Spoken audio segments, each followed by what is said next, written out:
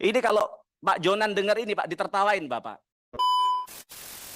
Banyak ternyata karyawan KAI tidak berani melakukan kritik, karena kalau mereka melakukan kritik, mereka langsung dipecat Pak. Bismillah, assalamualaikum guys. Kembali lagi di channel Jurnal Terupdate. Lagi-lagi ini anggota DPR fraksi PDIP Mufti Anam menyentil Direktur Utama PT KAI Didik Hartanto. Mufti menyebut lingkungan kerja di PT KAI bersifat otoriter antara sulitnya meminta izin. Selain itu, kepemimpinan Didik juga bersifat anti kritik. Jadi tak perlu berlama-lama, langsung saja kita simak video ini guys. Bismillah. Untuk mulai dari Inka. Oke Pak Inka. Oke. Bapak, sebelum di situ saya ingin bicara bahwa PMN dari kemarin kita dalam minggu ini kita fokus di urusan PMN dan duitnya tidak kecil Pak.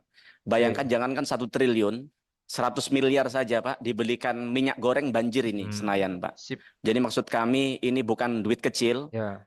Dan Bapak jabatan direksi di sini tidak lama loh Pak, paling lama 5 tahun. Wah. Dan ketika kami dulu awal di Senayan, kami lihat orangnya baik-baik sungguh-sungguh, ternyata di akhir periodenya karena koruptif ditangkap KPK, ditangkap kejaksaan dan sebagainya. Maka harapan kami kepercayaan rakyat, kepercayaan publik yang sudah diberikan ke Bapak ini bisa dijaga dengan baik. Oke. Nah, yang pertama untuk Inka 1,8 triliun Pak. Nah, kami pengen tanya kenapa Bapak, saya lihat dari portofolionya pasar global sangat percaya kepada Pak di halaman 8, sangat percaya terhadap Bapak. Rekam jejaknya juga positif. Bahkan kami dengar ada kerjasama dengan Swiss. Juga ada kerjasama dulu sampai bangun industri kereta api di Banyuwangi dengan Kongo. Nah, kami pengen tanya, Bapak kenapa dengan sudah punya rekam jejak yang positif begini masih minta PMN?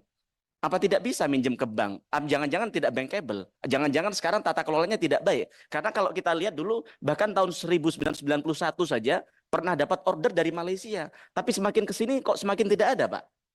Nah, kami ingin tanyakan itu. Kemudian yang kedua, Pak, dengan yang dengan Kongo. Kami lihat ada temuan BPK, di situ ada perilaku koruptif yang kami nanti minta Bapak jelaskan itu secara ini, karena ini perlu cepat-cepat, Pak.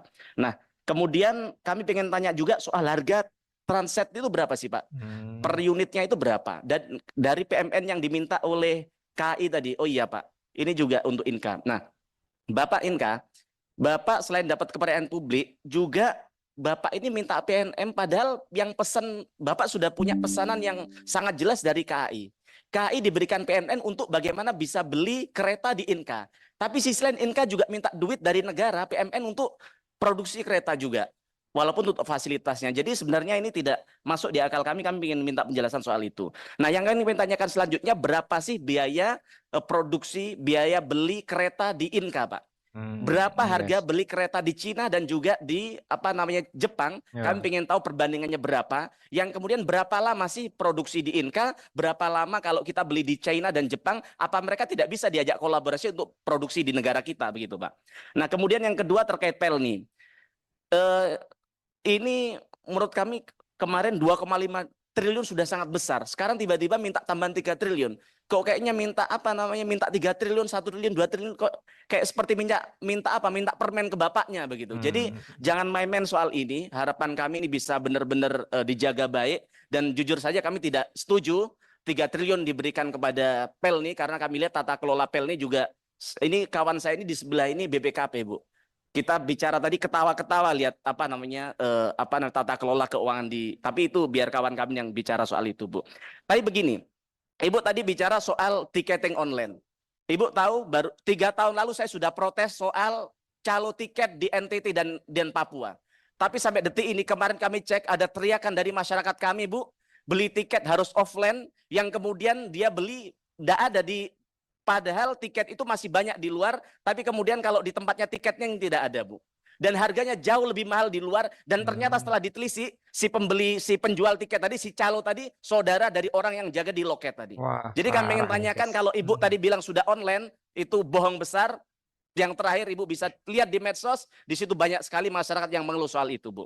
Nah, kemudian kami ingin tanya juga soal update dari KPK yang melakukan penyidikan soal perkara korupsi terkait komisi untuk asuransi fiktif yang diusut saat itu, Bu. Bagaimana update-nya, tindak lanjutnya seperti apa, dan jangan-jangan orangnya masih ada di sini sekarang.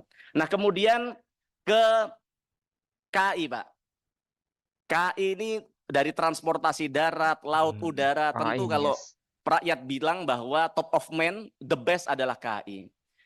Tapi kami lihat akhir-akhir ini karena mungkin terlalu berada di zona nyaman, terlalu banyak dipuji. Ini Karena guys, jujur setelah dulu dipegang Pak masalahnya. Jonan, KAI memang sudah tumbuh jauh lebih baik daripada Pak industri Jonan, ya. transportasi yang lain. Tapi kami lihat semakin menggampangkan tata kelolanya. Bapak kalau lihat di websitenya KAI itu laporan keuangannya masih tahun 2022, Pak. Padahal dulu zamannya Pak Jonan, pertama kali laporan keuangan BUMN yang laporan ke publik pertama kali KAI. Ini kalau Pak Jonan dengar ini Pak, ditertawain Bapak. Kami rakyat juga bagaimana kita bisa lakukan kontrol kalau tahun 2023 saja kami tidak tahu, bahkan kami tahu dari media kalau Bapak untung 1,5 triliun termasuk tadi siang itu, Pak. Kemudian yang kedua, Pak. Hari-hari ini lagi viral di media sosial bahwa ada karyawan anak usaha Bapak belum dibayar. Bapak sudah dengar belum itu, Pak? Jadi si anak usaha Beneran ini, nih, Pak, guys. dari anak usaha Bapak KAI Service atau tadi Bapak sampaikan Reska Multi Usaha, itu dia kerja di situ tidak dibayar, Pak. Kalau Bapak bilang, oh ini kerjaan anak usaha, artinya Bapak tidak melakukan kontrol terhadap bawahan Bapak. Bapak untung 1,5 triliun tapi bayar jutaan aja nggak bisa. Dan setelah saya scroll di bawah, Bapak tahu ternyata apa, Pak? Banyak ternyata karyawan KAI tidak berani melakukan kritik, karena kalau mereka melakukan kritik, mereka langsung dipecat, Pak. Wah, kalau Bahkan mereka benar mau ini pamit, parah, Pak, guys. mau izin keluar saja, Pak, mereka tidak berani, Pak. Karena kalau mereka izin berapa hari, mereka langsung dicoret. Karena sepertinya tenaga kontrak begitu. Kami belum dalami lebih dalam. Dan saya tahu, Pak, karena takutnya mereka dengan otoriterisme yang terjadi di KAI, mereka kalau mau pamit keluar ada karena mereka tidak bisa makan. Saya tahu, Pak, di situ ada keluhan dari masyarakat. Itu mereka untuk beli makan aja lo tidak bisa. Saya tidak tahu berapa gaji mereka sampai beli makan saja tidak bisa dan tidak difasilitasi. Walaupun dia pekerja bagian restoran, bagian restorasi di KAI, Pak. Dan bahkan ketika dia naik angkutan mereka tidak lagi punya uang, mereka izin. Izinnya bilangnya sakit, izinnya bilangnya mantenan dan sebagainya. Artinya kemerdekaan mereka terjabut, Pak. Artinya bahwa bangsa kita mendirikan kereta api ini yang tujuannya adalah mensejahterakan rakyat. Bahkan jangan pemerintah. Jepang saja dulu mendirikan kereta api salah satu tujuannya adalah mempermudah akses terhadap rakyat kita, kesejahteraan mereka. Tapi justru setelah di tangan KAI, kemerdekaan mereka dicabut, Pak. Wah. Dan ini bukan hanya di anak usaha, Ini, Pak. Setelah kami scroll lebih dalam, kemudian kami speak up di media, banyak orang tanya kepada kami. Banyak orang lingkungan internal KAI bilang kepada kami, memang di Rut ini, si Pak Didi ini, memang sejak awal beliau berada di sini, ketika ada kritik, anak itu pertama dipindahkannya, kemudian diberhentikan, Pak. Wah. Dan kemudian bahkan jangan itu, kawan kami tadi bilang, Bu Evita, mohon maaf, beliau melakukan kritik dalam langkah perbaikan, dalam langkah fungsinya beliau jadi DPR di tempat ini, Pak. Dibully, yang itu setelah kami cek, yang melakukan bully, yang melakukan gerakan-gerakan negatif di medsos adalah orang yang digerakkan oleh KAI, Pak. Ini KAI ini gimana sih? Kalau butuh duit ke negara, tapi rakyat yang bernaung di dalamnya kemerdekaannya dicabut oleh KAI. Bapak bayangkan sekali lagi, Pak, dia untuk makan aja lo nggak bisa rakyat ini. Yang pertama saya minta, saya akan pantau. Saya tidak mau satu orang ini diberhentikan, Pak, karena kami tahu karena dia kritis di media sosial, si anak ini mau diberhentikan. Yang kedua, kami mau ini segera dibayar, Pak.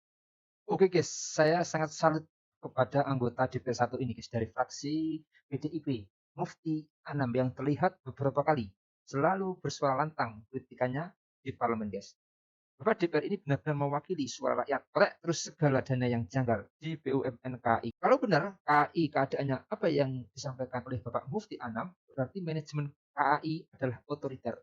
Rakyat berharap segera rombak manajemen KAI sebelum terlambat merusak nama citra KAI.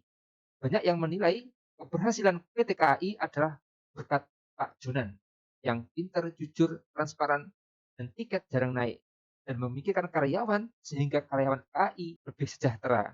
KAI sudah bagus sejak dipimpin oleh Pak Ignatius Jonan. Jadi harapan kami sebagai penerusnya nanti, jangan sampai hancurkan image yang sudah bagus ini oleh kepemimpinan penerus-penerus Pak Jonan, guys.